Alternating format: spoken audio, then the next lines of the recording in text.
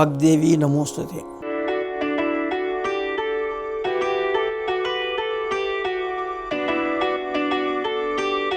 స్వాతంత్ర ప్రేక్షకులకు నమస్కారం.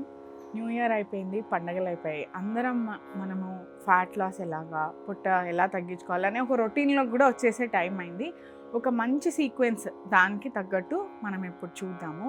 ఇది వెయిట్ లాస్ ఒకటే కాదు, మన అప్పర్ బాడీ స్ట్రెంత్ని అండ్ మన ఆక్సిజన్ లెవెల్స్ని కూడా చాలా బాగా పెంచుతుంది. చాలా సింపుల్ సీక్వెన్స్, బట్ మంచి రొటీన్తో చేసుకుంటే, ఎవ్రీడే చేసుకుంటే మంచి రిజల్ట్స్ వస్తాయి. అండ్ మనం ఎప్పుడు చెప్పుకునేలాగా శ్వాస మీద ధ్యాస, ఈ కాంబినేషన్లో శ్వాస మీద ధ్యాసతో సింపుల్ రొటీన్, స్టమక్ ఫుల్గా లేనప్పుడు ఖచ్చితంగా 3-4 అవర్స్ ఫ్రమ్ ఫుడ్ ఉన్నప్పుడు వెయిట్ లాస్కి and upper body strengthening, oxygen పెరగడానికి ఒక రొటీన్ మనకి రావడానికి చాలా సింపుల్ అండ్ బ్యూటిఫుల్ సీక్వెన్స్ చూద్దాం ఇప్పుడు.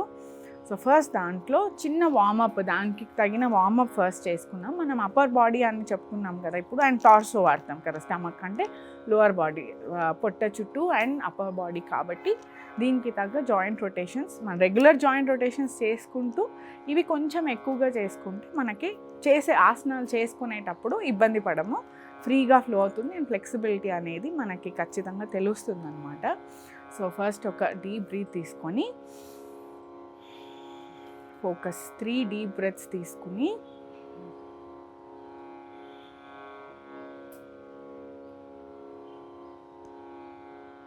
కంప్లీట్లీ ఇలా బ్రీత్ చేసుకుంటే మనం అటెన్షన్ మొత్తం మన మ్యాట్ మీదకి, మన బాడీ మీదకి, మైండ్ అంటే మనం చేసే పని మీదకి పూర్తి అటెన్షన్ తెచ్చుకొని అప్పుడు మనం స్టార్ట్ చేద్దాము. ఇలా ఫింగర్ టిప్స్ ఉన్నాయి కదా, ఫింగర్ టిప్స్ని షోల్డర్స్ పైన పెట్టుకొని, చెస్ట్ ఓపెన్ పెట్టుకొని, చిన్ పైకి పెట్టుకొని ఇన్హేల్ చేస్తూ ఎక్సేల్.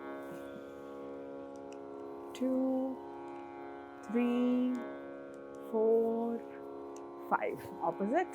1, 2, 3, 4, 5. స్లోగా ఇలా ఓపెన్ చేసి హ్యాండ్స్ ఇలా వాల్ ఉంటే మనం పుష్ చేస్తాం, ఏదో మన మీదకి వస్తుంటే పుష్ చేస్తాం అన్నట్టు కంప్లీట్ స్ట్రెచ్, షోల్డర్స్ అన్నీ ఎంగేజ్ చేస్తూ పూర్తి స్ట్రెచ్, ఇలా పామ్ స్ట్రైట్ పెట్టుకొని పూర్తిగా inhale, stretch, release, stretch, release, stretch, release, stretch, release, stretch, release. అలా ఒక 5 times చేసి రిలాక్స్ చేసి హ్యాండ్స్ పైకి పెట్టుకొని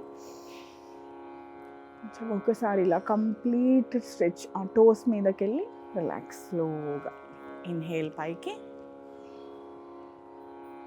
ఎగ్జేల్ కిందకి, ఇన్హేల్ పైకి,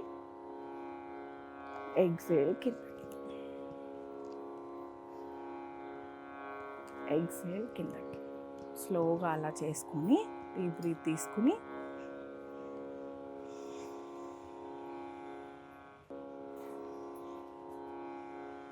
ఇలా డీప్ బ్రీత్ తీసుకున్నాక ఇప్పుడు మనం మన ఆసనా సీక్వెన్స్ చూద్దాము.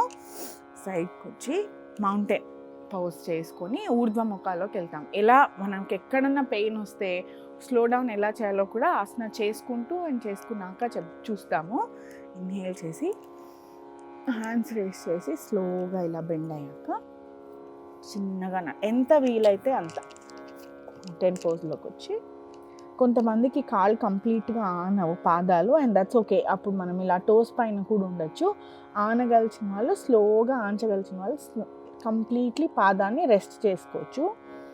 చేసుకొని ఇక్కడ నుంచి స్లోగా ఇలా టోస్ మీదకి మనం చూస్తే ఇక్కడ నీస్ అనేవి ల్యాండ్ చేయట్లేదు, నీస్ పైకే ఉంటాయి. స్లోగా ఇలా అండ్ అక్కడి నుంచి మళ్ళీ మౌంటైన్ ఒక 5 rounds ఇలా చేసుకొని 2, 3 ఇన్హేల్ చేస్తూ పైకి, ఎక్సేల్ చేస్తూ కిందకి, 4,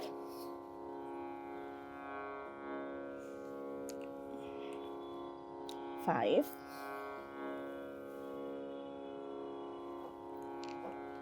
6 ఇలా నీస్ కొద్దిగా అప్పుడు రెస్ట్ ఇచ్చి child pose or puppy pose.